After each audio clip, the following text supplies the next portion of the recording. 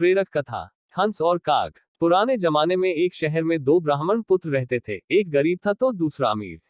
दोनों पड़ोसी थे। गरीब ब्राह्मण की पत्नी उसे रोज ताने देती, झगड़ती।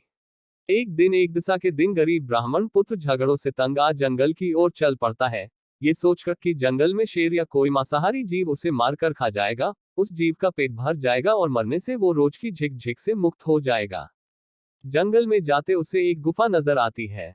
वो गुफा की तरफ जाता है। गुफा में एक शेर सोया होता है और शेर की नींद में खलल न पड़े इसके लिए हंस का पहरा होता है। हंस जब दूर से ब्राह्मण पुत्र को आता देखता है तो चिंता में पड़ सोचता है, ये ब्राह्मण आएगा, शेर जगेगा और इसे मार कर खा जाएगा, एकादशा के दिन मुझे पाप लगेगा। इसे बचाए कैसे? उसे उपाय सोचता है और वो शेर के भाग्य की तारीफ करते कहता है, ओ जंगल के राजा, उठो, जागो, आज आपके भाग खुले हैं। एकादशा के दिन खुद विप्रदेव आपके घर पधारे हैं। जल्दी उठे और इन्हें दक्षिणा दे रवाना करें। आपका मोक्ष हो जाएगा। ये दिन दोबारा आपकी जिंदगी में शायद ही आए, आपको पशु योनि से छुटकारा मिल जाएगा। शेर दहाड़कर उठता है। हंस की बात उसे सही लगती है और पूर्व में शिकार मनुष्यों के गहने वो ब्राह्मण के पैरों में रख शीश नवाता है, जीभ से उनके पैर चाटता है। हंस ब्राह्मण को इशारा करता है, विप्रदेव ये सब गहने उठाओ और जितना जल्द हो सके वापस अपने घर जाओ, ये सिंह है कब मन बदल जाए। ब्राह्मण बात समझता है, घर लौट जाता है। डौसी अमीर ब्राह्मण की पत्नी को जब सब पता चलता है तो वो भी अपने पति को जबरदस्ती अगली एकादशा को जंगल में उसी शेर की गुफा की ओर भेजती है।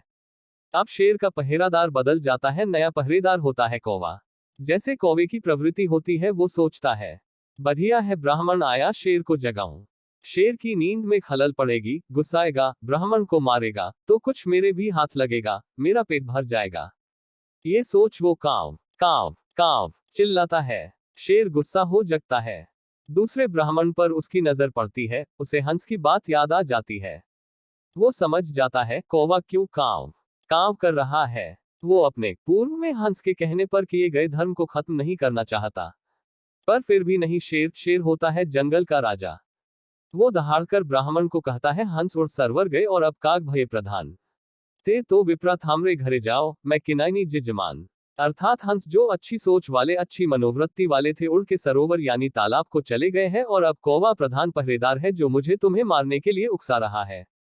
मेरी बुद्धि घूमे उससे पहले ही। हे ब्राह्मण, यहां से चले जाओ। शेर किसी का जजमान नहीं हुआ है। वो तो हंस था जिसने मुझ शेर से भी पुण्य करवा दिया। दूसरा ब्राह्मण सारी बात समझ जाता है और डर के मारे तुरंत प्राण बचाकर अपने घर की ओर भाग जाता है। कहने का मतलब है दोस्तों, ये कहानी आज के परिप्रेक्ष्य में भी सटीक बैठती है। हंस और कौवा कोई और नहीं, हमारे ही चरित्र है।